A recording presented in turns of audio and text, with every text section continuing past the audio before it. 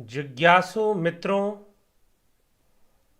बहुत बहुत अभिनंदन है आपका हमारे इस चैनल दिव्य सृजन स्पिरिचुअल में। और आज की चर्चा का विषय केनोपनिषद से ब्रह्म ज्ञान का विषय है, इसलिए ब्रह्म ज्ञान लिखा गया है। लेकिन जो चर्चा है उसमें यह महत्वपूर्ण वाक्य है कि मैं उसे जानता भी हूं और नहीं भी जानता। तो किस प्रकार से यह बात कही गई है इसको हम समझेंगे। जो पहले से उपस्थित मित्र हैं उन सबका बहुत बहुत अभिवादन है,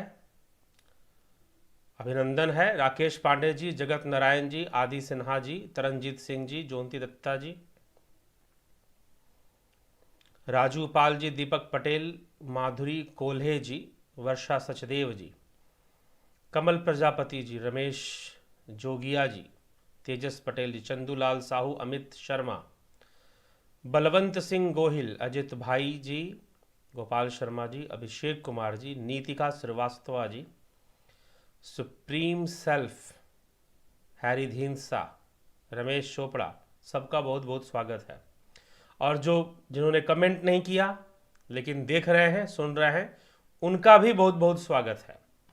तो फिर welcome to all of you एक साथ। और यह हम चर्चा शुरू कर रहे हैं, यह चर्चा ही है, इसीलिए चर्चा की तरह ही चलता है, बातचीत करते हुए चलता है आप लोगों से। हाँ, लेकिन मुख्य विषय तो होता ही है जिसको स्पष्ट करना जरूरी है। उसको स्पष्ट करते हुए ही फिर आप लोगों से चर्चा पर आएंगे। तो चर्चा का विषय केनोपनिषद से, केनोपनिषद का यह तीसरा वीडियो है। और द्वितीय खंड, प्रथम खंड की चर्चा 2 वीडियोस में हो चुकी है। तीसरे वीडियो से इसमें हम द्वितीय खंड पर चर्चा आज करेंगे। पूरा द्वितीय खंड क्या कहता है।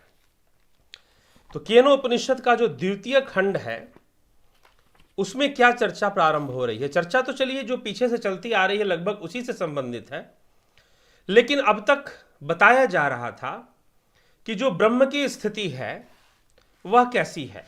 वह आत्मा, इंद्रियां उसी की शक्ति से काम करती हैं, परंतु इंद्रियों का जो भी विषय है वह ब्रह्म नहीं है। अर्थात वाणी अगर प्रस्फुटित होती है तो उसी के सकाश से प्रस्फुटित होती है। प्राण अगर चल रहे हैं तो प्राणों के चलने के पीछे उसी का सकाश है, और सब कुछ उसी के सकाश से हो रहा है। परंतु यह प्राण स्वयं ही ब्रह्म का विषय प्रतिपादित नहीं करते। यह वाणी कभी भी ब्रह्म नहीं बता सकती। हां, एक चीज हमने कहा था, एक विषय हमने बताया था कि संकेत जरूर कर सकते हैं, तो वह संकेत ही करते हैं। वाणी भी संकेत कर सकती है, लेकिन वाणी का विषय ब्रह्म नहीं है। इंद्रियों का विषय ब्रह्म नहीं है। चक्षु का विषय ब्रह्म नहीं है। चक्षु ब्रह्म के सकाश से देखते हैं, लेकिन ये चक्षु कभी ब्रह्म को नहीं देख सकते। यह इंद्रियां कभी ब्रह्म तक नहीं पहुंच सकती। तो इसीलिए ब्रह्म तक नहीं पहुंच सकती हैं, तो इनके माध्यम से किसी को ब्रह्म ज्ञान भी नहीं हो सकता। सीधी सी बात। तो अब आगे इसी श्रृंखला में अब एक प्रश्न यहां पर उठता है कि जब इंद्रियां उसे नहीं देख सकती, जब उसको नहीं जान सकते, प्राण भी उसको, प्राणों का भी विषय नहीं, वाणी का विषय नहीं, सुनने का, श्रोत्र का विषय नहीं, कानों का भी विषय नहीं, जिह्वा का भी विषय नहीं, और प्राणों का भी विषय नहीं, मन का भी विषय नहीं। यहां पर एक और मन के ऊपर भी तो आया ना चर्चा, कल हमने मन के ऊपर भी चर्चा की थी। तो मन का भी विषय नहीं। मन जो कार्य कर रहा है वह भी आत्मा के सकाश से ही कर रहा है, परंतु मन स्वयं कभी भी आत्मा का उपासना नहीं कर सकता और ना ही उसका संग कर सकता है। संग तो है ही, संग तो उसके बिना तो कुछ है ही नहीं, तो संग तो सर्वदा है, परंतु उसे जान नहीं सकता, उसे समझ नहीं सकता। बुद्धि का भी विषय नहीं, वह ब्रह्म बुद्धि का भी विषय नहीं, बुद्धि से भी नहीं उसको वो जान सकते। तो प्रश्न ये उठता है कि भाई जो ब्रह्म को बता रहा है उसने ब्रह्म को जाना कैसे? जब बुद्धि का विषय नहीं, मन का विषय नहीं, इंद्रियों का विषय नहीं, तो उसको जाना कैसे? यही तो प्रश्न है। तो कैसे जाना जी? किस प्रकार से जाना? तो निश्चय ही कैसे जाना? वही तो मार्ग है ना, निधि ध्यासन का मार्ग है, योग का मार्ग है, निरोधात्मक क्रिया है। निरोध करते हुए जाना। और जो जाना, क्या पूरा जान लिया? यह भी एक प्रश्न उठता है कि निरोध करते हुए जाना। अब निरोध करते हुए कोई कैसे जानता है किसी वस्तु को? निरोधात्मक विषय और निरोध करते हुए जानने का तात्पर्य क्या है? निरोध करते हुए कैसे जाना जाएगा? तो योगश्चित्त वृत्ति निरोध। नारद भक्ति सूत्रों में कहा गया कि भक्ति भी निरोधात्मक है। निरोधात्मक मतलब, निरोध मतलब रोकना। इंद्रियों की गति का निरोध करते हुए, मन की वृत्तियों का निरोध करते हुए, बुद्धि की वृत्तियों का, बुद्धि की अविद्या का निरोध करते हुए, योग से, एकाग्रता से, ध्यान से निरोध करते हुए वह ब्रह्म जो है सबसे पहले ज्ञान के रूप में प्रतिबिंबित होगा। सबसे पहले ज्ञान के रूप में प्रतिबिंबित होगा। तो वह ज्ञान की अवस्था है। और ज्ञान की जो अवस्था होती है वह सर्वदा क्या होती है? अपूर्ण होती है। जो ज्ञान की अवस्था होती है वो सर्वदा अपूर्ण होती है, पूर्ण नहीं हो सकती। क्योंकि जहां पूर्णता आ जाएगी वहां ना ज्ञान, ना अज्ञान, ना ज्ञानी, ना गुरु, ना शिष्य, ना भक्त, ना भगवान। जहां पूर्णता आ गई वहां तो यह घटित हो जाएगा। तो इसीलिए जो ज्ञान की भी अवस्था है वो अपूर्णता के कारण ही है, परंतु निरोधात्मक क्रिया से, योग के द्वारा निरोध करते हुए, वृत्ति निरोध कर देने से जब प्राणों की गति, प्राणों की चंचलता शांत हो जाती है और वृत्तियों का निरोध हो जाता है, तो उस शांत अवस्था में उस ब्रह्म का प्रतिबिंब दिखाई देता है। वो ब्रह्म का साक्षात्कार होता है। कैसे? जैसे एक तालाब है, जैसे एक तालाब है। अब तालाब में कोई कपड़े धो रहा है, कोई नहा रहा है। तालाब का पानी भले साफ है, पहले तो उसका साफ करना पड़ेगा पानी को, और साफ करने के साथ उसे शांत करना पड़ेगा। पत्थर कोई फेंक रहा है, कोई उसमें कूद जा रहा है तालाब के अंदर, कोई कपड़े धो रहा है, कोई कुछ कर रहा है, कोई कुछ कर रहा है, कभी चिड़िया आकर उसमें डुबकी लगा देती है। तो तालाब के जल के ऊपर क्या होगी? सतह पर तरंगे पैदा होती रहेंगी, वेव्स क्रिएट होते रहेंगे। और जब तरंगे पैदा होती रहेंगी तो नीचे का जो तल है ना, जो स्थिर है, वो कभी दिखाई नहीं दे सकता। वह कभी दिखाई नहीं दे सकता। वह जो तालाब है वही तो आधार है ना, वह जो तल है उसका, जो उसका बेसिन है, वही तो आधार है कि तालाब का अस्तित्व है। लेकिन वो कभी दिखाई नहीं देता। जब जल शांत हो जाएगा ना, जब जल शांत हो जाएगा, बिल्कुल वेवलेस हो जाएगा, कोई तरंग उसके अंदर नहीं, जब तालाब का जल शांत हो जाएगा तो नीचे का सतह, नीचे की जो सतह है ना, वो साफ साफ दिखाई देगी, वो साफ साफ दिखाई देगी। उसी प्रकार से इन सभी इंद्रियों के पीछे, इंद्रियां किसका अंग है? सूक्ष्म शरीर का, स्थूल शरीर का नहीं। स्थूल शरीर के अंग तो हाड़ मांस है, हाड़ मांस, मज्जा, रक्त, इन सब से बना है, स्नायुओं से, इन सब से स्थूल शरीर बना है। लेकिन इंद्रियां, पंचभूत, अंतःकरण चतुष्टय, इन सब से तो सूक्ष्म शरीर बना है। तो जब शांत हो जाएगा ना, ये वृत्तियां जब शांत हो जाएंगी, जब रिएक्शंस रुक जाएंगे, बहुत सारे रिएक्शंस होते रहते हैं हमारे भीतर भीतर, साइकोलॉजिकल रिएक्शंस। और वो अनेकों वेव्स क्रिएट करते रहते हैं, अनेकों आइडियाज क्रिएट करते रहते हैं। वो जब वेव्स शांत हो जाएंगी तो नीचे का जो तल है वो साफ दिखाई देगा। वैसे ही जब प्राणों की चंचलता शांत हो जाएगी ना, प्राणायाम क्यों करते हैं? सही तरीके से अगर प्राणायाम होगा ना तो श्वासें चल रही हैं ये पता ही नहीं चलेगा, रुक से जाएंगी, क्योंकि प्राणों की चंचलता ही श्वासों का चलायमान होना है।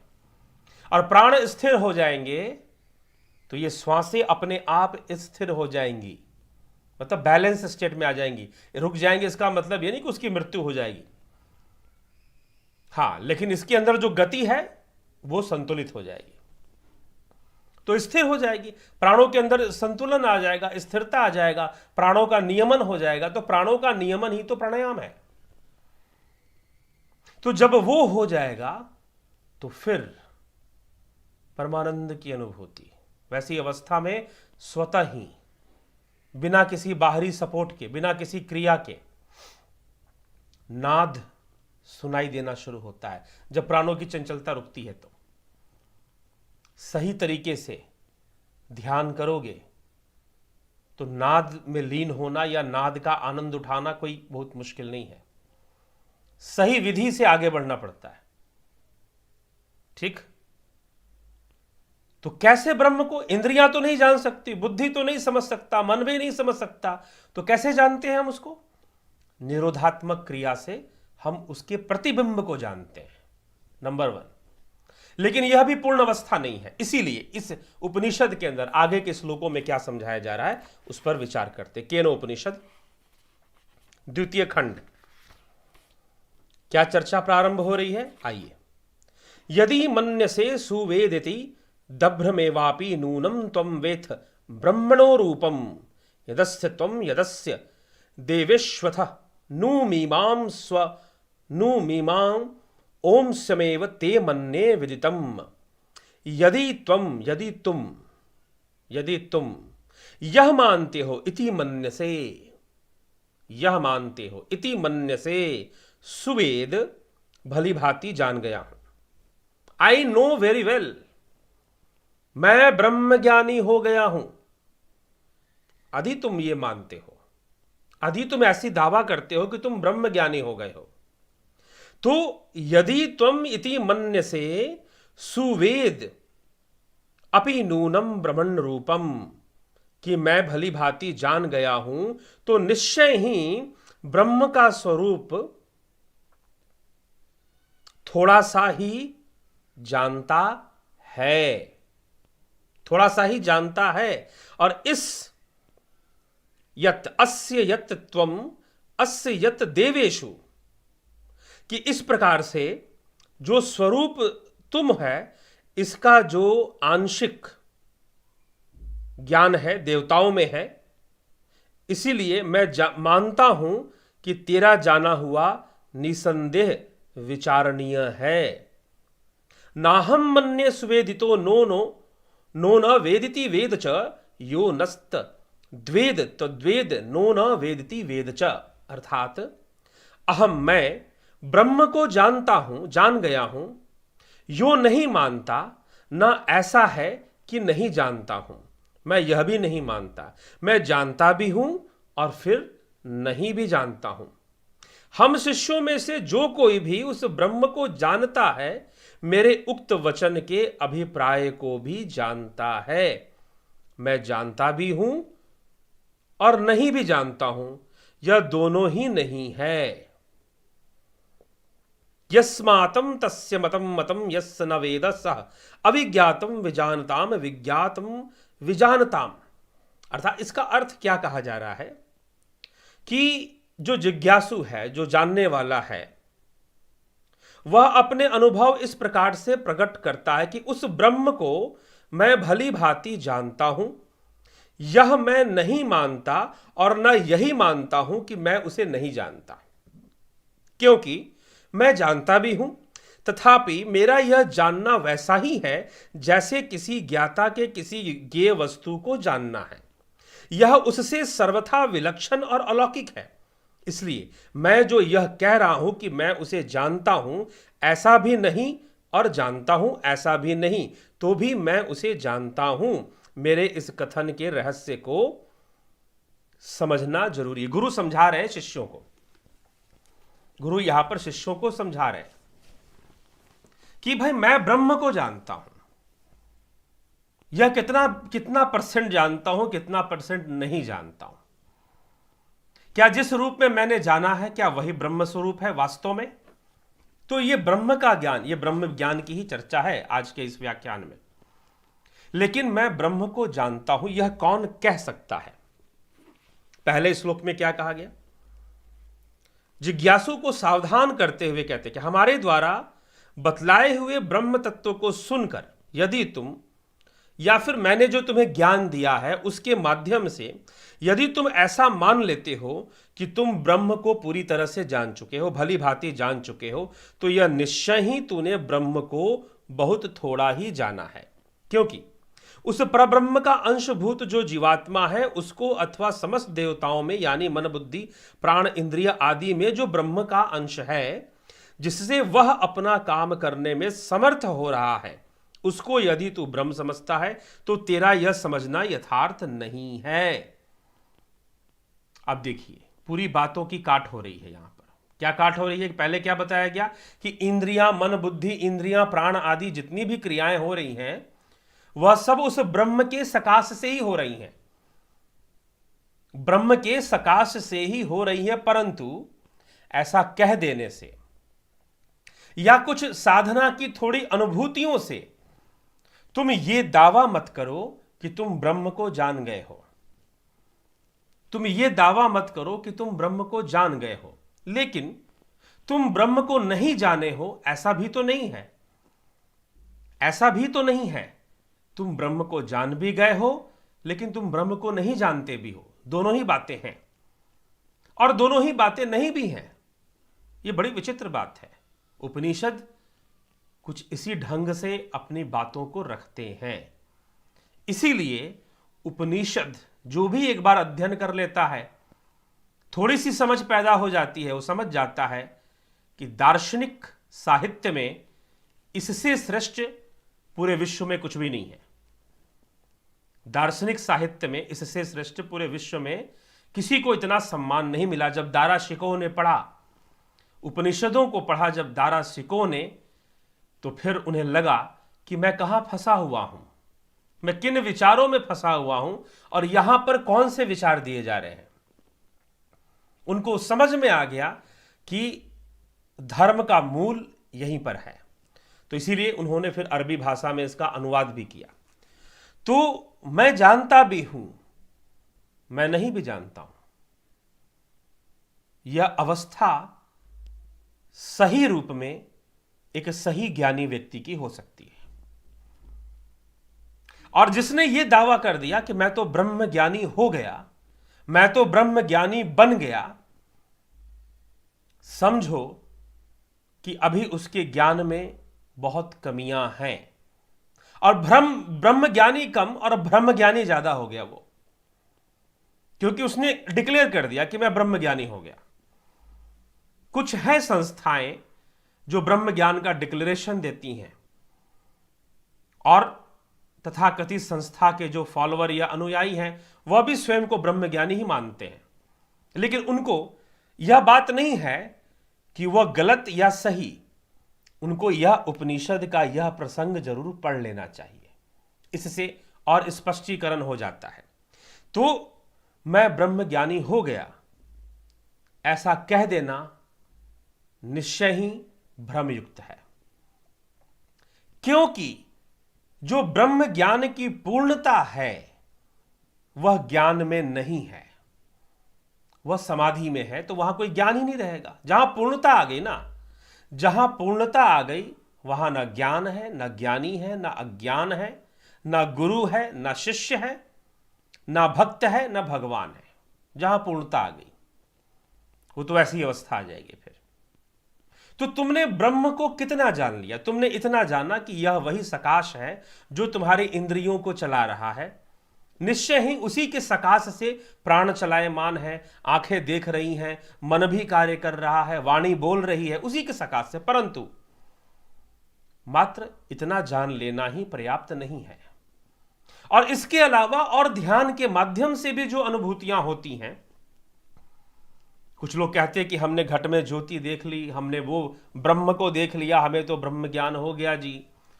बाबा जी ने भी डिक्लेयर कर दिया, तुम बन गए ब्रह्म ज्ञानी, जाकर दुनिया को बताओ कि मैं ब्रह्म ज्ञानी हो गया। तो ब्रह्म ज्ञानी तो ना हो पाए, ब्रह्म ज्ञानी जरूर हो गए, सीधी सी बात है, ब्रह्म ज्ञान हो गया वो। यह कहने की जरूरत नहीं है, यह तो उपनिषदों से स्वयं प्रमाणित हो रहा है कि ब्रह्म ज्ञान नहीं, ब्रह्म ज्ञान हो गया।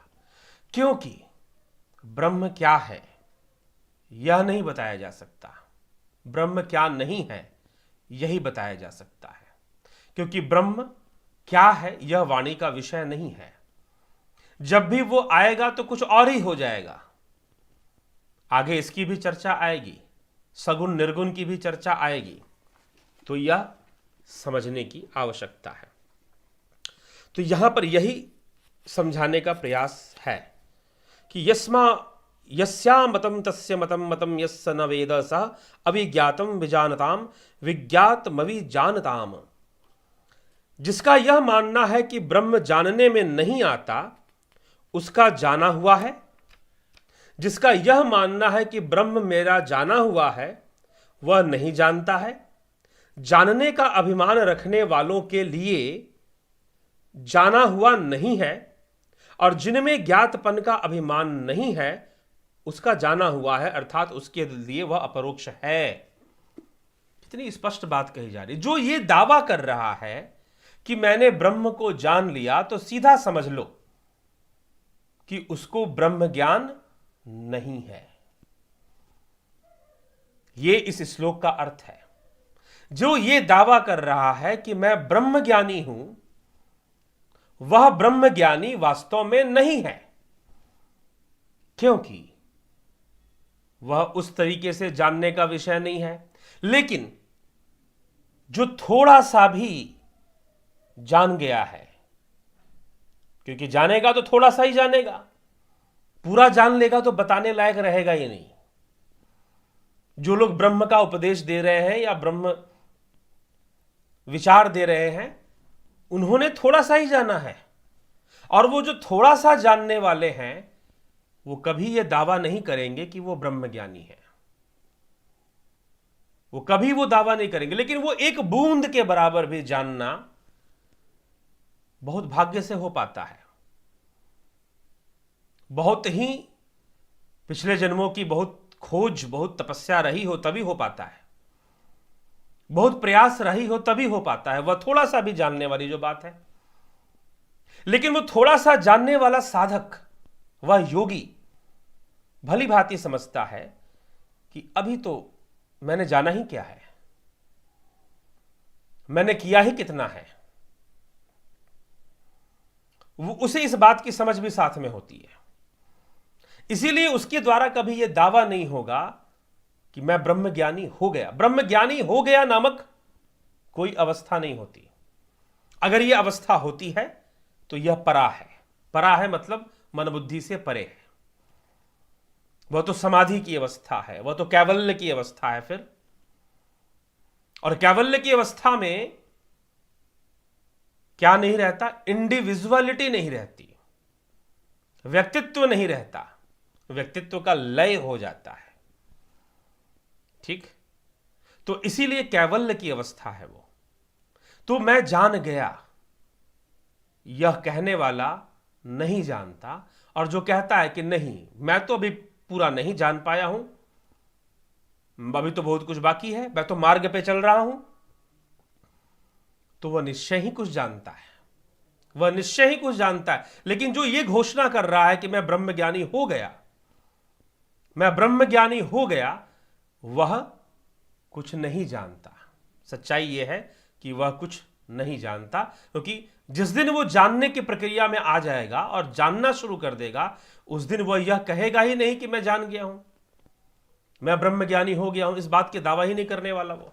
तो इस प्रकार से केनोपनिषद में इसकी चर्चा हो रही है। आगे श्लोक देखते हैं। प्रतिबोध विदितम मतम मृतत्वम ही वंदते आत्मना विंदते वीरियम विद्या विंदते अमृतम। उपयुक्त प्रतिबोध से उत्पन्न ज्ञान ही वास्तविक ज्ञान है।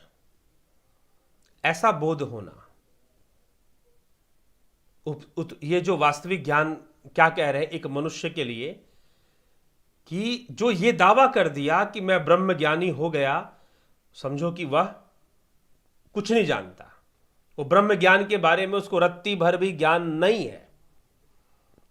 लेकिन जिसने ये कहा कि मैं तो नहीं जानता, मैं तो अभी मार्गी हूं, मैं नहीं जानता, जो थोड़ा बहुत जानता हूं मैं उसमें यह नहीं कह सकता कि यही मैंने पूर्ण जान लिया,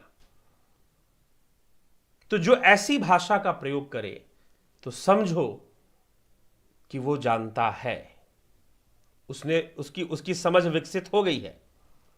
लेकिन जो ये घोषणा कर रहा है कि आई एम ब्रह्म ज्ञानी, उसको ब्रह्म ज्ञान तो बिल्कुल नहीं है, ब्रह्म ज्ञान जरूर हो गया है। यहां इस उपनिषद के मंत्र का जो अर्थ है उपयुक्त। अब यहां पर आप कहोगे कि भाई निंदा तो श्लोक में ही निंदा आ जा रही है ना, यहां तो ठीक है। तो आगे चलते हैं।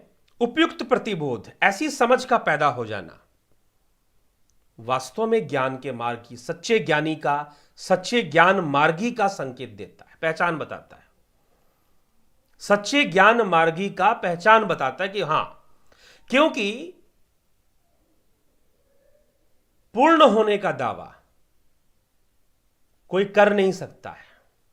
सबसे पहली बात तो यह, जो कर रहा है, कहते ना कि हमारे गुरुजी तो पूर्ण हो गए, हमारे गुरुजी क्या हो गए, पूर्ण गुरु हैं, पूर्ण सदगुरु हैं। ऐसी कोई अवस्था व्यक्त रूप में नहीं होती, ऐसी कोई अवस्था व्यक्त रूप में नहीं होती जिसे आप पूर्ण ज्ञानी और पूर्ण कह सकते हैं। सब मार्गी हैं, मार्गी। हां, कोई मार्ग में काफी आगे निकला हुआ है, कोई मार्ग में काफी पीछे पड़ा हुआ है, तो जो आगे निकला हुआ है उसका कर्तव्य है कि पीछे वालों को सहायता करे, बस यही है। जो आगे निकला हुआ है पीछे वाले को मार्ग के बारे में बताए कि भाई आगे बढ़ो, कैसे बढ़ोगे, कैसे अभ्यास करोगे।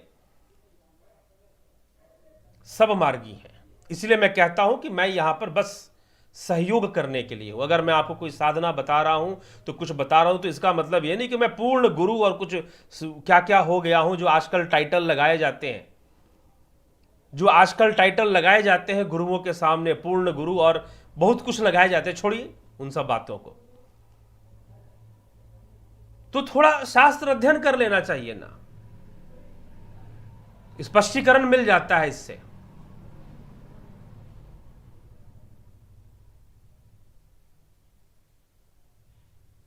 तो इसीलिए पूर्ण के चक्कर में ना पड़िए,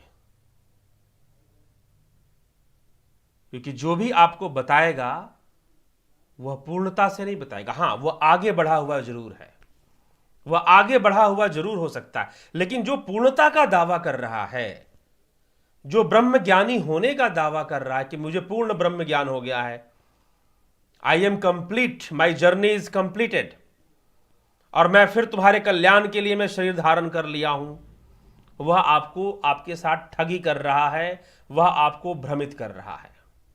सीधी सी बात। जो ये कह रहा है कि मैं पूर्ण हो चुका हूं, बस तुम्हारे कल्याण के लिए मैंने शरीर धारण कर लिया है, कुछ इस तरह का भ्रम जो फैला रहा है, वो निश्चय ही कुछ गलत कर सकता है, क्योंकि ऐसा दावा करने वाले ज्ञानी नहीं होते, भ्रमित होते हैं और दूसरों को भी भ्रमित करते हैं, क्योंकि ऐसा संभव ही नहीं है। कैवल्य की अवस्था मिल जाने के बाद अभिव्यक्ति का कोई अर्थ नहीं होता। चलिए आगे चलते हैं। तो यही यहां पर कहा जा रहा है कि उपयुक्त प्रतिबोध से उत्पन्न ज्ञान ही वास्तविक ज्ञान है। अमृत स्वरूप परमात्मा को, अमृत स्वरूप आत्मा को प्राप्त करता है, वही प्राप्त करता है जो ये समझता है कि मैं पूरा नहीं जानता, मैं तो जानने की प्रक्रिया में हूं, मैं तो मार्ग में हूं। बस फर्क इतना है, उस मार्ग में ही कोई ज्यादा जान गया है, कोई कम जानता है। तो ज्यादा जानने वाला थोड़ा जो आगे बढ़ गया है वो पीछे वालों की सहायता कर देगा, बस इतना ही है। और यही संभव है, यही हो सकता है। तो अमृत रूप पर ब्रह्म पुरुषोत्तम को प्राप्त होते हैं। इसी प्रकार से जो ईमानदारी से और सही विधि से ध्यान योग आदि निधिध्यासन क्रियाएं करते हैं, वह निश्चय ही वहां तक पहुंच पाते हैं। ठीक, तो आइए चलते हैं। इसके बाद आगे चलते हैं। अगले श्लोक में कह रहा है कि इह चेद वेदिथा सत्यमस्ति न चेदिहा वेदिन महति विनिष्ठि भूतेषु भूतेषु विचित्य धीरा प्रत्यस्मा लोकाद मृता भवन्ति। इस मनुष्य शरीर में, यदि इस मनुष्य शरीर में अगर आपने उस आत्मा को जान लिया तब तो बहुत कुशल है। अगर आपने आत्मा को जान लिया तो बहुत कुशल। इस मनुष्य शरीर के बारे में भी कहा जा रहा है कि इसको जान लिया तो बहुत कुशल है। यदि इस शरीर के रहते रहते नहीं जान पाया तो महान विनाश है, महान विनाश है। तो बुद्धिमान पुरुष भूतेषु भूतेषु प्राणी प्राणी में विचित्य समझकर इस लोक से प्रयाण करके अमर हो जाते हैं। जो सर्वव्यापी अर्थात मानव जन्म अत्यंत दुर्लभ है। पहली बात तो ये, मानव जीवन अत्यंत दुर्लभ है, मानव जन्म अत्यंत दुर्लभ है। इसे पाकर जो मनुष्य आत्मा की प्राप्ति के साधन में तत्परता के साथ नहीं लग जाता, वह बहुत बड़ी भूल करता है। अतएव श्रुति कहती है कि जब तक यह मानव शरीर विद्यमान है, तुम उस आत्मा को जान लो, शीघ्र से शीघ्र उसे जान लो, अन्यथा यह शरीर छूट जाने पर तुम विनाश को प्राप्त होगे, तुम पतन को प्राप्त होगे, तुम नीच योनियों को प्राप्त हो जाओगे। पतन को प्राप्त होने का मतलब ये। तो यह विषय यहां पर आ जाता है। तो ब्रह्म ज्ञान का यह विषय यहां स्पष्ट किया गया है। अब जो बातें कही जाती हैं, जो बातें बताई जाती हैं, वो अपने अपने परिवेश के अनुसार बताई जाती है। ठीक, तो आइए अब हम इसको चलते हैं। आपके कमेंट के माध्यम से अब देखते हैं कि भाई क्या चर्चा आप लोग कर रहे हैं, क्या समझ रहे हैं और क्या लिख रहे हैं। उसके माध्यम से जो चर्चा हो पाएगी वो हो पाएगी। चलिए, तो चित्त नहीं पूरा तरह चैतन्य है और नहीं पूरी तरह से जड़, जिसके वो जानता भी है और नहीं भी जानता है। चलिए ठीक है। यह क्यों है? क्योंकि पूर्ण रूप से जाना नहीं जा सकता, किसी एक पक्ष को ही जाना जा सकता है। अगर मान लीजिए कि कृष्ण भी अर्जुन को बता रहे हैं तो वह एक पक्षीय ही है, सर्वपक्षीय नहीं है। अब थोड़ा सा मैं इस विषय को समझाने के लिए एक और कॉन्सेप्ट मैं जोड़ता हूं यहां पर।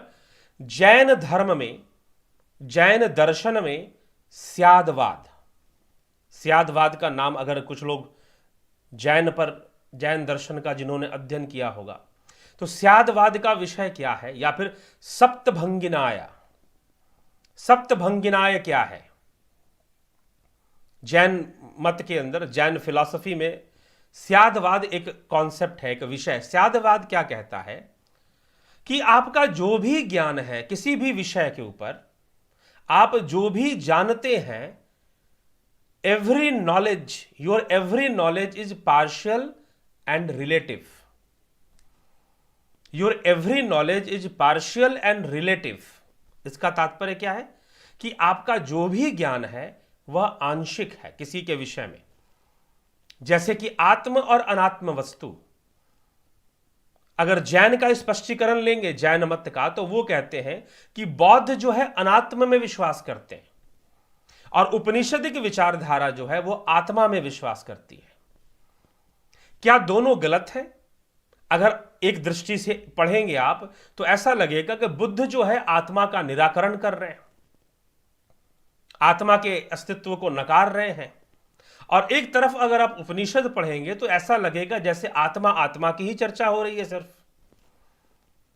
तो क्या यह दो अलग अलग बातें हैं? तो स्यादवाद के अनुसार जी नहीं, वो ये कहेंगे कि वह एक ही बात है। बुद्ध का अनात्म कहना और उपनिषदों का आत्मा कहना एक ही विषय है, परंतु देखने की दृष्टि अलग अलग है, अलग अलग ढंग से किसी चीज को देखा जा रहा है। तो स्यादवाद क्या है?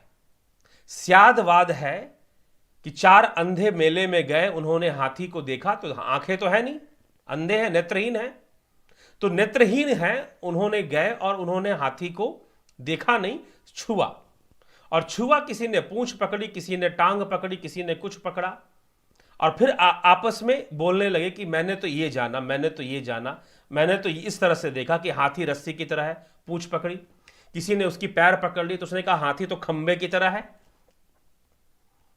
किसी ने कान पकड़ी तो कहा हाथी तो सूप की तरह है, क्योंकि कान तो उसके बड़े बड़े सूप के समान होते हैं। तो इस कथा को लोग वैसे कई दृष्टि से सुना देते हैं कि भाई आंखें जरूरी है, तुम पूरी तरह से जान लोगे फिर तुम्हें आंखें मिल जाएंगी, तो कुछ इस तरह की बात समझाते हैं। तो यह विषय आ जाता है।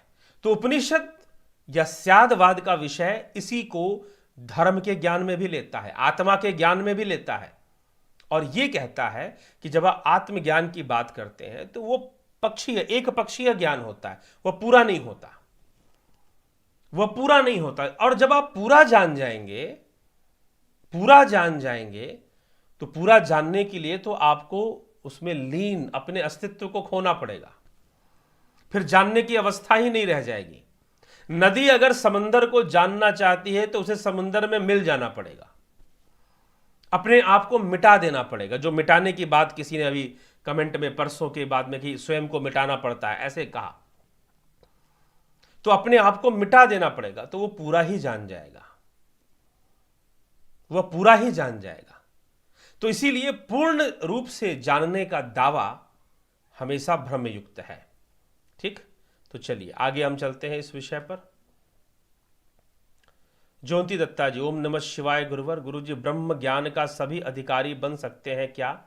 आजकल समाज में बहुत लोग खुद को ब्रह्म ज्ञानी दिखाने के प्रयास करते हैं, यदि कोई ब्रह्म को जाना तो ऐसे दिखावा और अहंकार कैसे? जी हाँ, ब्रह्म ज्ञानी का दावा नहीं हो सकता। हाँ, ब्रह्म ज्ञान के मार्गी होने का दावा हो सकता है कि मैं ज्ञान के मार्ग पर हूं और मैं इतना इतना अनुभव कर लेता हूं, मैं इतनी इतनी बातों को समझ लेता हूं और मैंने ऐसा ऐसा अपनी साधना से अनुभव किया है। कोई मार्गी होने का दावा कर सकता है और दूसरों को मार्गी बना सकता है। जो भी तथाकथित गुरु यह कहते हैं कि हम ब्रह्म ज्ञान दे देंगे, वह निश्चय ही ब्रह्म ज्ञान का मार्ग ही देते हैं, मार्ग ही दे पाते हैं। और कई तो दावा करके भी मार्ग भी नहीं दे पाते, कुछ और ही पकड़ा देते हैं और शिष्य बेचारा भ्रमित होकर अपने को ब्रह्मज्ञानी मानता रहता है। सुपरियरिटी कॉम्प्लेक्स दे देते हैं, एक फेक सुपरियरिटी कॉम्प्लेक्स। तो इस तरह से भी कई लोग, संस्थाओं के लोग हो जाते हैं। तरनजीत सिंह जी, हम सबके स्थूल शरीर के अंदर सूक्ष्म शरीर और 6 बॉडी है, क्या उन सब से चेतना को निकालकर अपने आत्म स्वरूप में स्थित होना ही क्या मोक्ष है? मात्र चेतना ही बच जाए, जितने भी शरीर हैं उनका निरोध हो जाए, उनका निरोध हो जाए। मुख्य रूप से देखिए, जो आप 7 शरीर बोल रहे हैं वह सूक्ष्म शरीर के ही 6 रूप हैं। जो 6 रूप की बात, फिजिकल बॉडी को छोड़ देने के बाद वो सूक्ष्म शरीर के अंतर्गत ही सारे के सारे आ जाएंगे। ठीक है, वैसे तो पंच शरीर की भी बात आती है, पंचकोश की बात आ जाती है। हमारा एक आनंदमय शरीर है, एक प्राणमय शरीर है, एक अन्नमय शरीर है। ठीक, ये स्थूल शरीर अन्नमय हो गया, प्राणमय हो गया, मनोमय शरीर हो गया, आनंदमय शरीर हो गया, ज्ञानमय शरीर हो गया। इस तरह से 5 थ्योरी भी लगा देते हैं लोग, कोई 7 थ्योरी लगा देता है। इसीलिए थ्योरीज को ठीक है लेना चाहिए, लेकिन कॉन्सेप्ट क्लियर होने चाहिए। अगर कॉन्सेप्ट क्लियर नहीं है तो 7 शरीर भी समझ में नहीं आएगा, 3 शरीर भी समझ में नहीं आएगा, पंच शरीर भी समझ में नहीं आएगा, और झगड़ा दूसरा कि नहीं जी 7 होते हैं, नहीं जी 5 होते हैं। पता चला कि बात एक ही विषय की हो रही है। बात तो आप पानी की ही कर रहे हो, लेकिन एक कह रहा है कि नहीं जल बोलेंगे, एक बोल रहा है कि नहीं नीलू बोलेंगे, एक बोल रहा है कि नहीं तन्निर बोलेंगे। तमिल भाषा में तन्निर बोलते, तन्निर कांडुआ, पानी ले आओ। ठीक है, तो इस तरह से बोलेंगे लोग फिर, लेकिन बात तो वही है, तुम 7 शरीर की चर्चा उठा दीजिए, चाहे पंच शरीर की चर्चा उठा दीजिए, या सिर्फ सूक्ष्म शरीर की बात कीजिए। इसलिए शब्द जाल में खुद भी मत उलझिए और किसी को उलझाइए भी मत। तो फिर ब्रह्म क्या, भ्रम ही पैदा होगा उससे। गुरुजी, आपके एक वीडियो था शिव पुराण पर जिसमें कहा गया है कि परब्रह्म में इच्छा हुए अद्वैत से द्वैत होने का, लेकिन चैंत्य परब्रह्म में इच्छा कैसे उत्पन्न हो सकती है? चैंत्य परब्रह्म में इच्छा उत्पन्न नहीं हो सकती, लेकिन इच्छा का जो निर्माण हो रहा है वो कहां से हो रहा है ये बताइए। इच्छा तो बुद्धि में हो सकती है, लेकिन बुद्धि कहां से अस्तित्व में आ गई? बुद्धि कहां से अस्तित्व? अरे भाई, आप इंद्रिय से देख रहे हैं, इंद्रियों से देखकर आप तुलना कर रहे हैं, समस्या यहां पर फिर आ जाती है।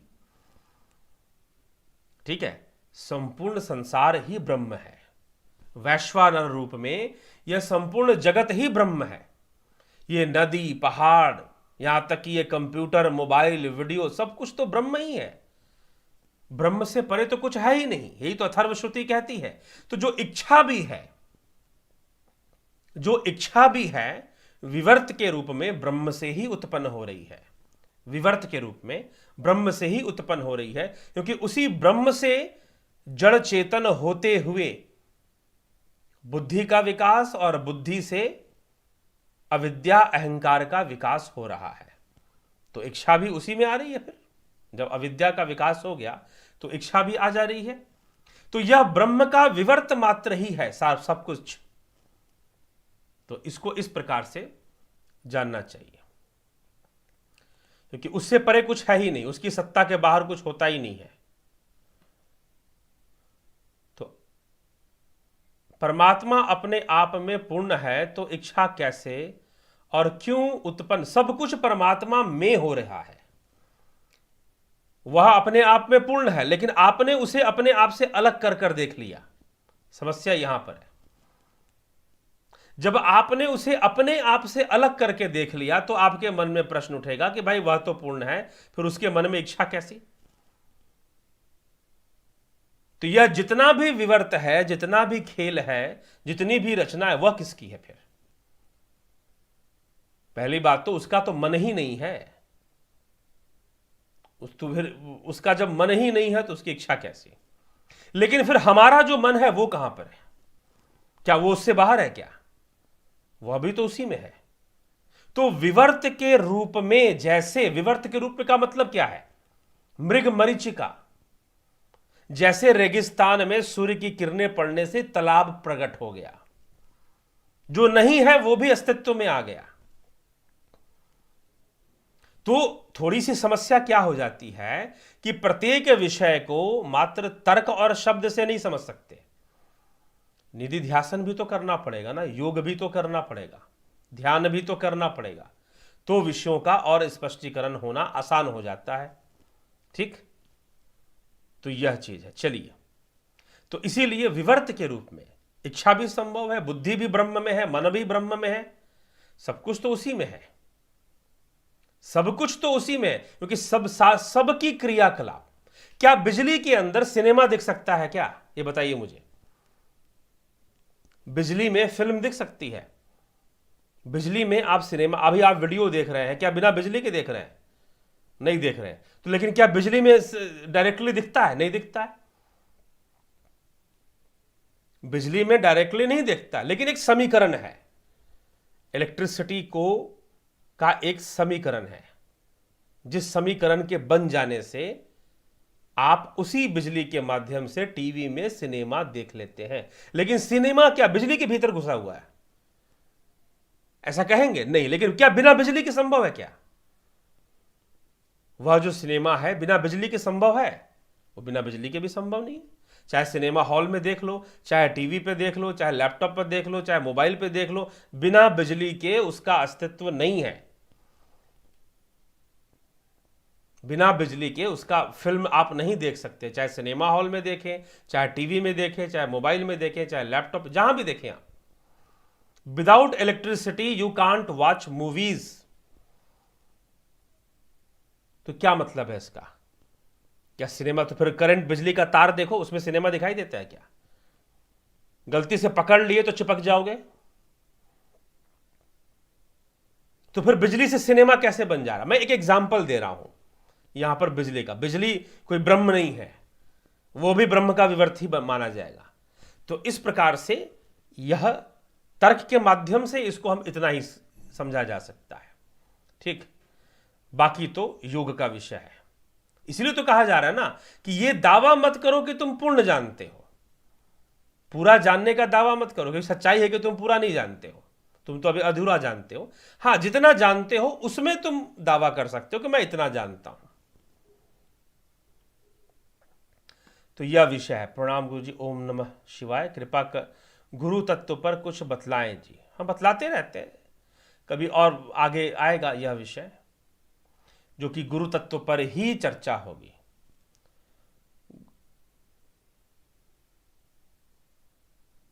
गुरु जी, शिव तत्व, परम सत्व, परम तत्व, परम सत्य, गुरु तत्व, चैतन्य एक्सेट्रा क्या है? परम तत्व तो तत्व ही है, ब्रह्म के लिए ही कहा जाता है परम तत्व।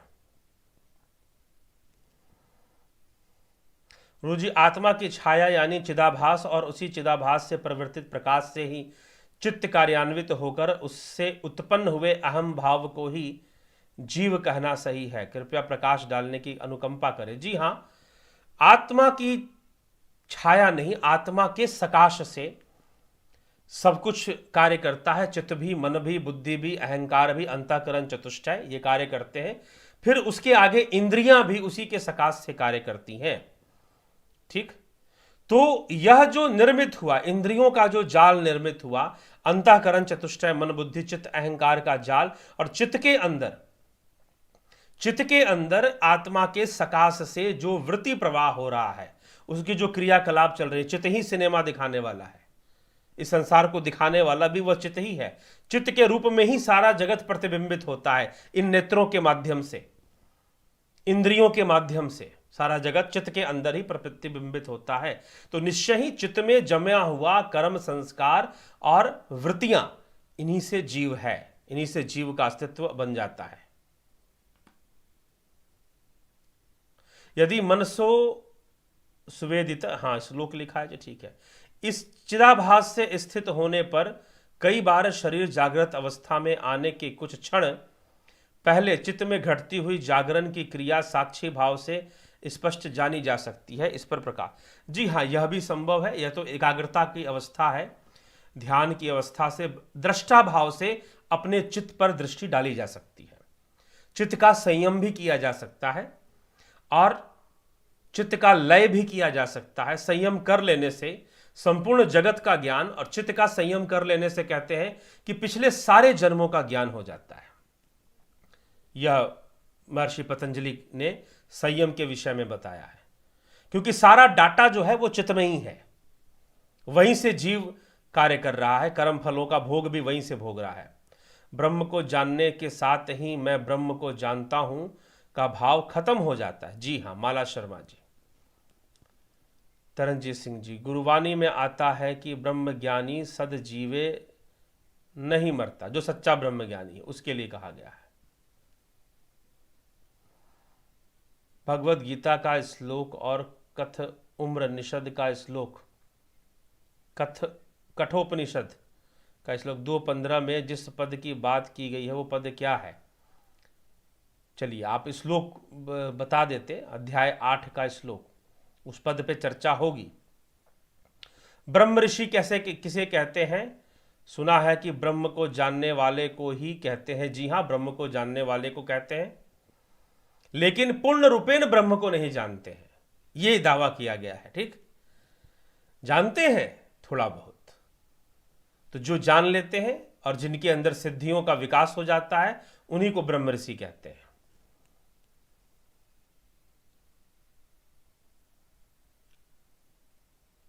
गुरुजी, ब्रह्म का ज्ञान होने पर ब्रह्म ज्ञानी हो गया, ऐसा क्यों नहीं कह सकते? क्योंकि जो ज्ञान हुआ है वो पार्शियल है, आंशिक है, सच्चाई ये है। तो इसीलिए तो यहां पर कह रहे हैं कि तुमने अभी ये जाना है। क्या कह रहे हैं ये श्लोक क्या कह रहा है? वो यही कह रहा है कि तुमने अभी ये जाना है कि ब्रह्म के सकाश से ये इंद्रियां काम कर रही हैं, प्राण चलायमान है, मन चलायमान है, इंद्रियां कार्य कर रही हैं, तुमने ये जाना है।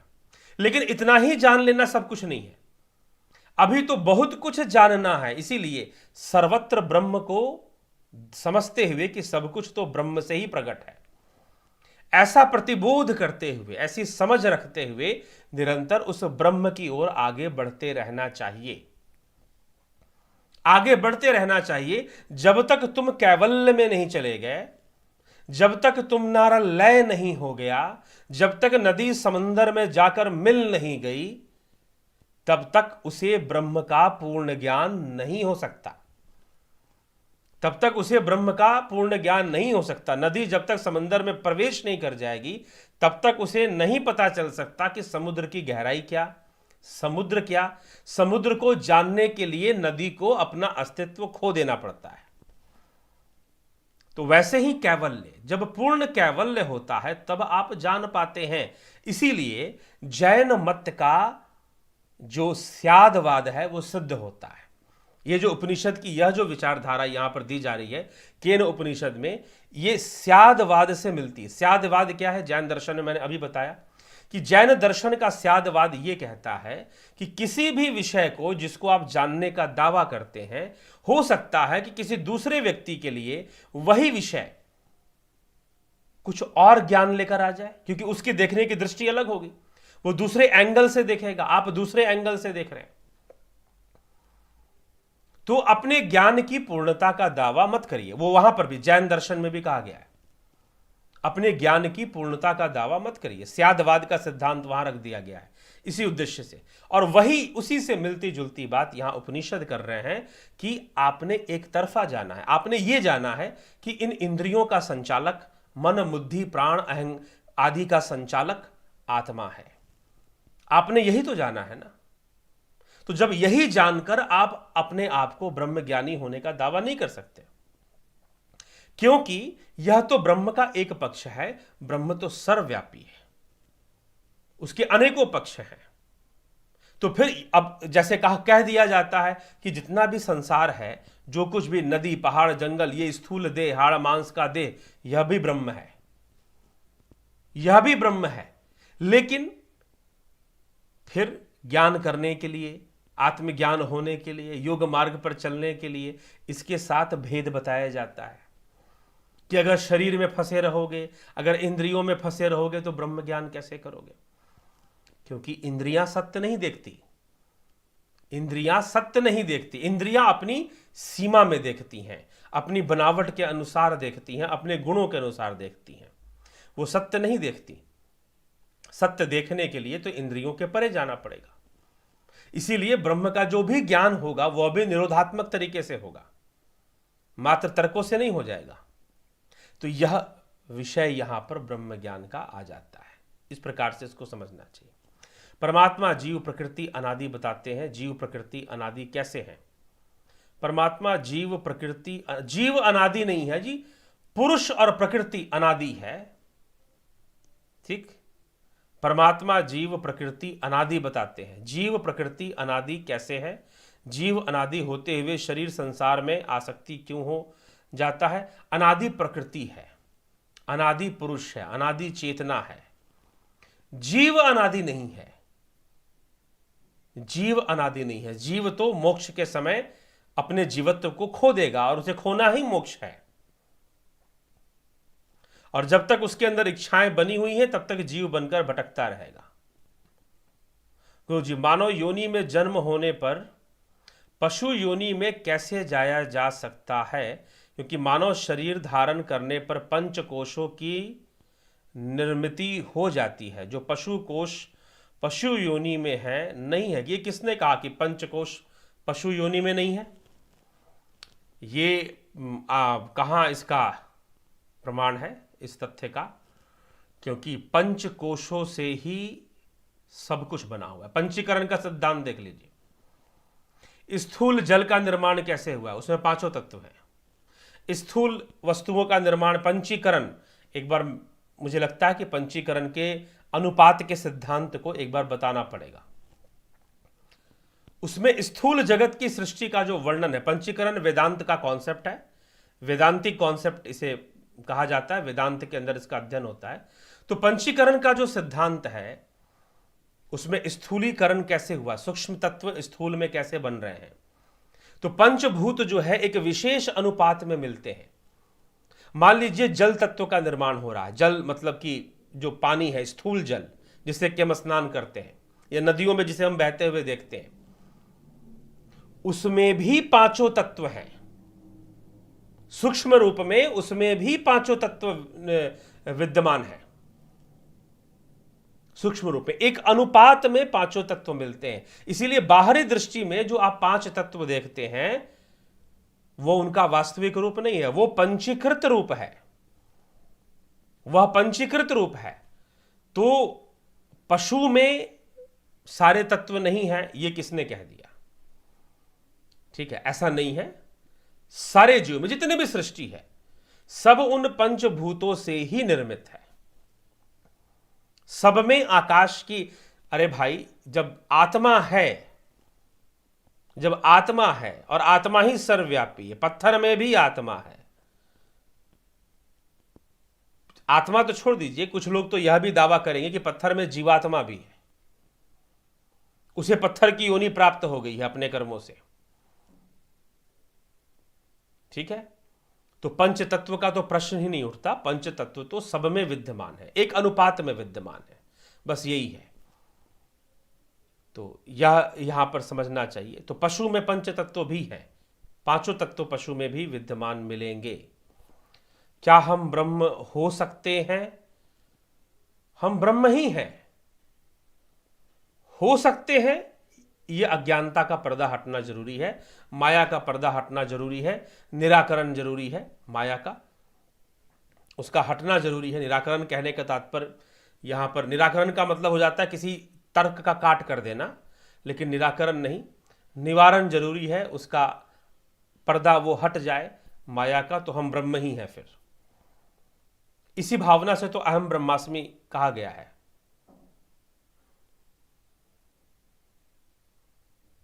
यदि कोई आत्मा की खोज में भी लगा हुआ है लेकिन प्राप्ति नहीं हुई, साथ साथ सांसारिक कर्मों में भी प्रवृत्त भी है, तो क्या उस स्थिति में भी वह नीच योनि में का जी नहीं? फिर वह नीच योनि क्यों जाएगा? अगर वो सच्ची खोज में लगा हुआ है तो कभी भी नीच योनि में नहीं जाएगा। ठीक है, और खोज में क्या लगा हुआ है? साधना करते हैं और हम आत्मा की ओर आगे बढ़ते हैं।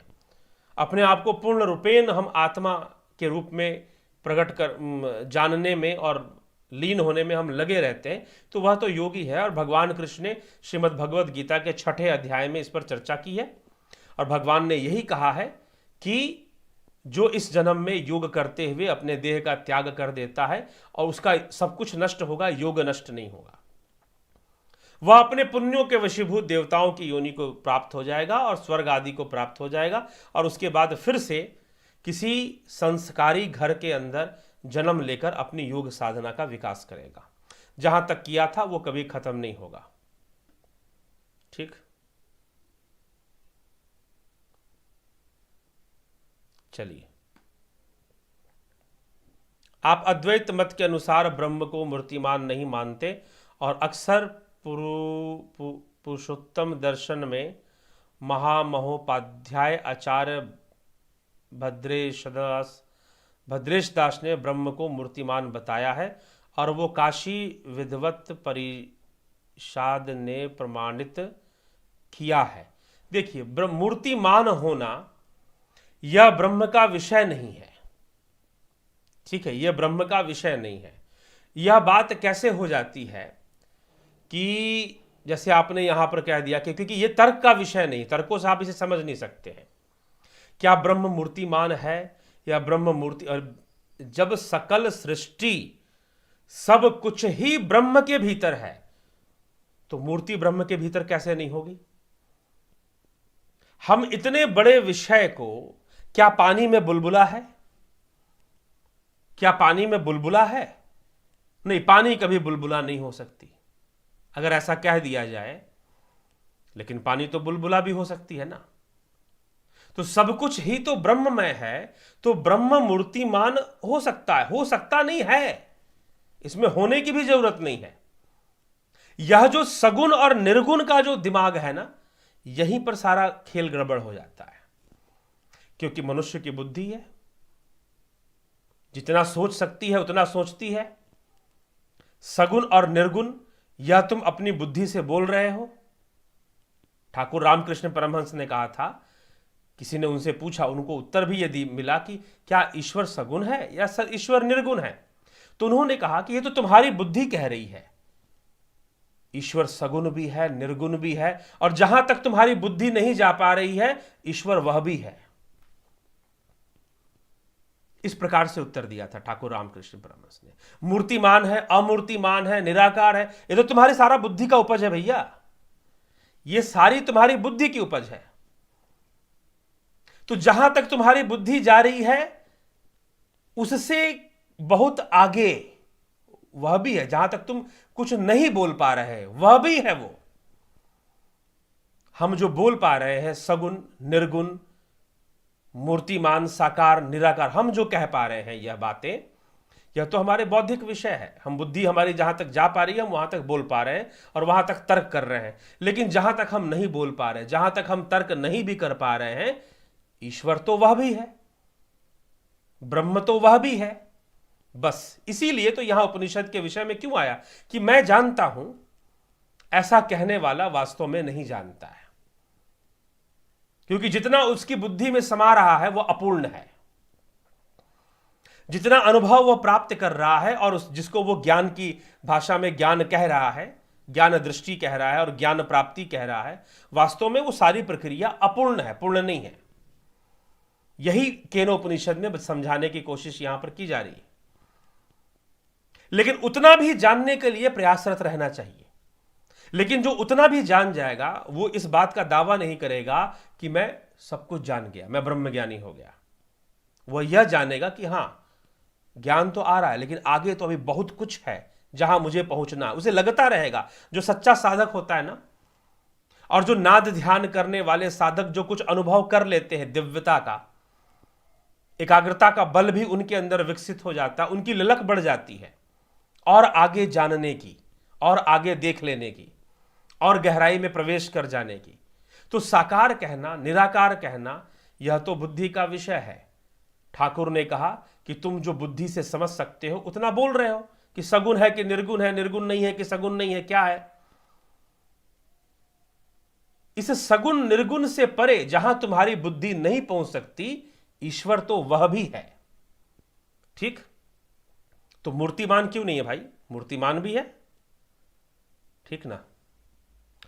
तो यह मूर्तिमान वाला विषय अभी अगले खंड में आ जाएगा। केनो उपनिषद के अंदर ही इसकी चर्चा भी आती है थोड़ी। तो किस रूप में ब्रह्म जो है प्रकट होकर देवताओं को समझाता है, तो वह भी चर्चा इसमें की गई है।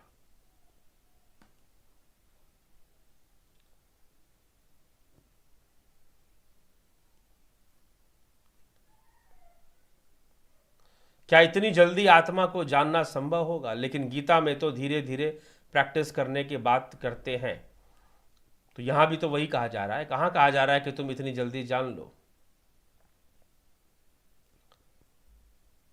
सत्यम शिवम सुंदरम, शिव थे pure consciousness which is the ultimate truth. Shiva का मतलब ही चेतना है, परम चेतना है। ठीक, मंगलकारी है, कल्याणमय है। कृष्ण भगवान पूर्ण ब्रह्म ज्ञानी है या नहीं, यह बात अच्छी कही गई, यह प्रश्न अच्छा है। तो कृष्ण भगवान पूर्ण ब्रह्म ज्ञानी है या नहीं है? ठीक, तो पूर्णता की अवस्था कुछ और है। मैंने पहले ही कह दिया, पूर्णता में वाणी नहीं रह जाती। लेकिन कृष्ण अपनी वाणी से, देखिए यही बात है ना, मैंने समुंदर को देखा, थोड़ा बहुत समुंदर के लहरों में मैं प्रवेश कर गया, कोई थोड़ा और ज्यादा प्रवेश कर गया, ज्यादा अंदर डुबकी लगाकर आ गया कोई, तो अब उसको अंदाजा लग गया कि भाई ये तो समुंदर ऐसा है, अथाह है। लेकिन बहुत कुछ मुझे पता चल गया इसके बारे में, मुझे बहुत कुछ पता चल गया, लेकिन पूरा पता चल गया ऐसा नहीं है, इसीलिए तो वो अनंत है। अभी गीता में ही एक श्लोक है जहां पर इसकी चर्चा की गई है कि यह ज्ञान पूर्ण नहीं होता। तो तुम जब तक पूर्णतः अपना लय नहीं कर दोगे, जन्म मरण तुम्हारा खत्म नहीं हो जाएगा, तब तक तुम्हारी स्थिति परम धाम में नहीं होने वाली, तब तक तुम्हारी स्थिति ब्रह्म में नहीं होने वाली। तब तक तो तुम मार्गी हो, मार्ग पे चल रहे हो। कृष्ण ने भी यही समझाया है, कृष्ण ने भी यही समझाया है। और कृष्ण स्वयं के लिए, अपनी आत्मा, अपने लिए मतलब अपने शरीर के लिए नहीं। यहां पर ध्यान रखिएगा, आप मेरा गीता व्याख्या पढ़ लीजिए। मैंने स्पष्ट रूप से वहां पर कहा है कि कृष्ण जब कह रहे हैं कि मैं ब्रह्म हूं या मैं इस प्रकार से, वह अपने शरीर के लिए नहीं कह रहे, वह अपने मोर मुकुटधारी द्वापर युगा अवतारी रूप के लिए नहीं कह रहे, उस शरीर के लिए वो नहीं कह रहे, वो वास्तव में ब्रह्म के लिए ही कह रहे हैं। ठीक। तो जो वह जानता है, जो अंतर की गहराई में इस हद तक उतर चुका है, जान चुका है, वो पूरा जान गया है, कंप्लीटली क्लियर कर लिया है, वो इसका दावा कहां कर रहे हैं? ठीक है। तो इसीलिए वो गीता के श्लोक में ही वो बातें प्रमाणित हो जाती हैं। उस पर चर्चा 6ठा अध्याय भी पढ़ लीजिए, 13वें 12वें अध्याय में भी आ जाइए। ठीक है। तो वह अनंत है, और जो अनंत है उसके बारे में आप पूर्ण ज्ञानी होने का दावा कैसे करेंगे? खुद सोचिए। जो अनंत है, जो इनफाइनाइट है, क्या उसके बारे में आप पूर्ण ज्ञानी होने का दावा कर सकते हैं क्या? अगर आप उसके पूर्ण ज्ञानी होने का दावा कर देंगे तो उसकी अनंतता को झूठा कर देंगे। फिर आपने झूठा साबित कर दे कि वो इनफाइनाइट नहीं है, मतलब वह इनफाइनाइट नहीं रहेगा ना फिर तो। अगर आपने पूर्ण ज्ञानी हो गए, आप कोई भी व्यक्ति अगर कुछ है भी तो वो उसे प्रकट नहीं कर सकता। तो भगवान कृष्ण अर्जुन को समझाने का प्रयास कर रहे हैं, अर्जुन को आत्मज्ञान के मार्ग पर लाने का प्रयास कर रहे हैं, निष्काम कर्म योग की शिक्षा दे रहे हैं। तो वह एक प्रयास उस ढंग से है। लेकिन उपनिषद जो है निष्पक्ष रूप से तथ्यों को रख रही है, निष्पक्ष रूप से। तो चलिए, यह है यहां पर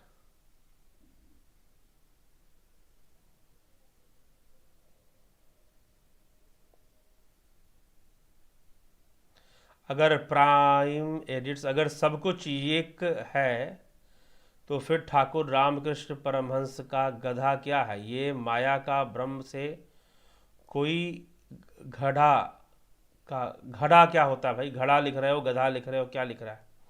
अगर है तो फिर सब एक कैसे? और अगर नहीं तो फिर माया का ब्रह्म से सब एक कैसे? सब एक ही है, माया भी उसी से निकला है। आत्मज्ञानी और अज्ञानी पर्सन को इस कलयुग में फिजिकली, मेंटली और स्पिरिचुअली तीनों रूप से दुर्दशा है। अच्छा जी, चलिए ठीक है। हाँ, बस ज्ञानी भोगे ज्ञान से, अज्ञानी भोगे रोए। जो ज्ञानी व्यक्ति है अपने ज्ञान से विषयों को जानता है, और जो अज्ञानी व्यक्ति है वह बस रो रो कर दुखों को भोगता है।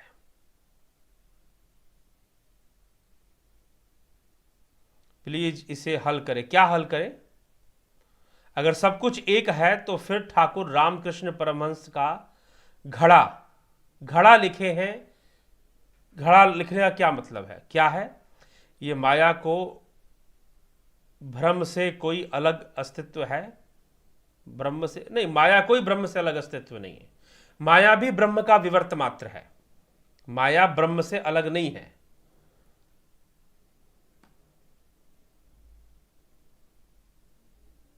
ठीक।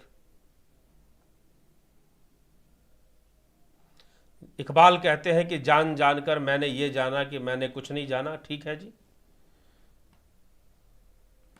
गुरुजी, महाकाली को शिव पर हावी होने की तस्वीर क्यों बनी है, उसका क्या तात्पर्य? ये अलग विषय हो जाएगा, कभी और इस विषय पर चर्चा करेंगे। और पीछे किया भी हुआ है थोड़ा बहुत। आप पीछे के वीडियो, शिव कथा के प्लेलिस्ट में जाइए, हो सकता है कि उसमें वहाँ पर ये चर्चा हो रखी हो, तो उसको सुनिए जाकर। चलिए मित्रों, इसी के साथ विराम देंगे, बहुत समय हो गया। और सभी का बहुत बहुत अभिनंदन, बहुत बहुत स्वागत इस कार्यक्रम में। और निश्चय ही आगे हम चलते रहेंगे। उपनिषद के अगले कल तृतीय खंड केन उपनिषद के तृतीय खंड पर चर्चा कल प्रारंभ हो जाएगी। 4 खंड है इसमें, चतुर्थ खंड आएगा। और थोड़ी सूचनाएं मैं देते जाता हूं कि जो लोग मेंबरशिप ज्वाइन करते हैं वो ऑनलाइन वीडियोस उनको मिलती हैं और वो उसको देखते हैं, प्रैक्टिस करते हैं। या तो ऑनलाइन सिस्टम चल रहा है, शायद भविष्य में यह ना भी चले, तो फिर भी ऑनलाइन कुछ ना कुछ दूसरा कुछ रहेगा। फिर ऑनलाइन तो रहेगा ही, पूरी तरह से ख़त्म नहीं होगा, लेकिन ये वीडियोस वाला सिस्टम ख़त्म करके लाइव सेशंस चलेंगी, जिसमें कि आपको लिंक के माध्यम से ज्वाइन करना होगा और लाइव सेशंस ज्वाइन करनी होगी। और साथ ही साथ लाइव के साथ साथ आमने सामने बैठकर जो शिविर लगता है, जो कैंपिंग होती है, वह भी धीरे धीरे मित्रों शुरू करने की विचारधारा है, शुरू होगी। कई बार एक कभी पीछे किसी ने फ़ोन किया और मैंने बीच में भी उनके बारे में बताया था कि उन्होंने कहा कि मैं अगर वहाँ आकर रहना चाहूँ और मैं योग साधना सीखूँ, वहाँ रहकर कितना खर्चा देना पड़ेगा, क्या देना पड़ेगा, मैं हफ्ता दिन 5 दिन रहूँगा और सारा खर्च देकर मैं योग साधना सीखूँगा। तो ऐसी कोई विषय, मैंने कहा था कि ऐसे कोई आश्रम की विशेष व्यवस्था उस प्रकार से नहीं है कि आप इस प्रकार से रह पाएँ और हमको, लेकिन एक कैंपिंग के अंतर्गत ऐसी व्यवस्था को किया जाएगा जहां आप पहले से अपने स्थान की, रहने की बुकिंग वगैरह कराकर आप आ सकते हैं, रह सकते हैं और वहां पर शिविर चलेगा, या फिर आप वहां पर उस शिविर का लाभ उठा सकते हैं अगर आप रहना नहीं चाहते हैं तो, या अपनी व्यवस्था में रहना चाहते हैं तो। अगर ऐसा कुछ होगा तो ऐसा भी अलग अलग शहरों में निश्चय ही आने वाले समय में, वाराणसी में, पटना में, मुंबई में, जयपुर में, भोपाल में, ऐसी ऐसी जगहों पर ऐसे ऐसे शिविर लगने की संभावनाएं हैं। कई लोग ऐसा कहते हैं कि आप ऐसा ऐसा कैंप किया करें अलग अलग जगहों पर, तो निश्चय ही अलग अलग लोग बड़ी आसानी से लाभ उठा पाएंगे। तो अगर वैसी कोई व्यवस्था होती है भविष्य में तो आपको बताया जाएगा, आपको सूचित किया जाएगा, यहाँ पर लाइव सूचना में दिया जाएगा कि इस शहर के अंदर ऐसा कैंप होने वाला है, शिविर होने वाला है, आप ज्वाइन करना चाहते हैं, कैसे उसको ज्वाइन करना है, कैसे उसमें उसका बुकिंग होगा, क्या कि किस प्रकार से वहाँ जाकर बैठना है और लाभ उठाना है, वो फिर आपको बताया जाएगा। तो वो एक अलग व्यवस्था के अंतर्गत आएगा, तो उसके लिए प्रतीक्षा करें। लेकिन ऐसे प्रयास में कुछ आप ही की तरह जिज्ञासु ही हैं जो कि मिले भी, साधना भी उन्होंने सीखी और उनका भी प्रयास रहता है कि कुछ ऐसा हो सके तो बड़ा अच्छा होगा। तो ठीक है, होगा तो इसकी सूचना आपको दी जाएगी। तो मतलब कि एक मैं अभी इसलिए बता रहा हूँ ताकि आप जो लोग ये चाहते हैं कि नहीं हम ऑनलाइन नहीं सीखेंगे, हम वीडियो से नहीं सीखेंगे, हमने तो आमने सामने बैठकर सारे संशय दूर करते हुए बढ़िया से सीखना है, तो निश्चय ही उसका एक विशेष लाभ तो है, इसमें कोई संशय नहीं है।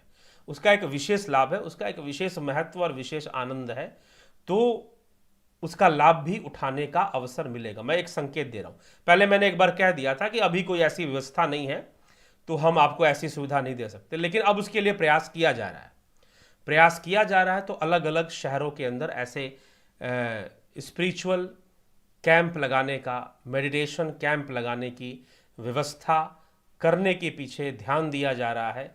तो अगर आपके नज़दीक या फिर मान लीजिए कहीं होता है और आप वहाँ पहुँच सकते हैं तो अच्छी बात है, वहाँ पहुँचिए और लाभ उठाइए, ठीक है।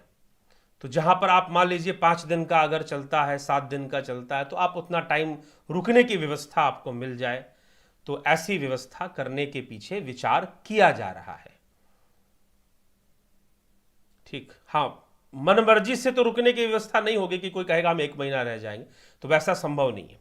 लेकिन फिर भी कुछ दिनों का, जितने दिन का चलेगा साधना का, ध्यान योग का जो कोर्स है, जुपिटर कोर्स जो चलता है ध्यान योग का, वो जितना समय चलेगा उतना के लिए हम जरूर व्यवस्था करेंगे। तो आने वाले समय में इसकी जानकारी आपको चैनल के माध्यम से जरूर मिलेगी। तो बहुत बहुत आभार। इसी के साथ विराम देते हैं। आज का ये विश्राम इसको प्रदान करते हैं, कल फिर से शुरू होगा। विराम तो नहीं है, विराम इसलिए नहीं क्योंकि तो श्रृंखला है, चल रही है, इसलिए विश्राम है। बहुत बहुत धन्यवाद।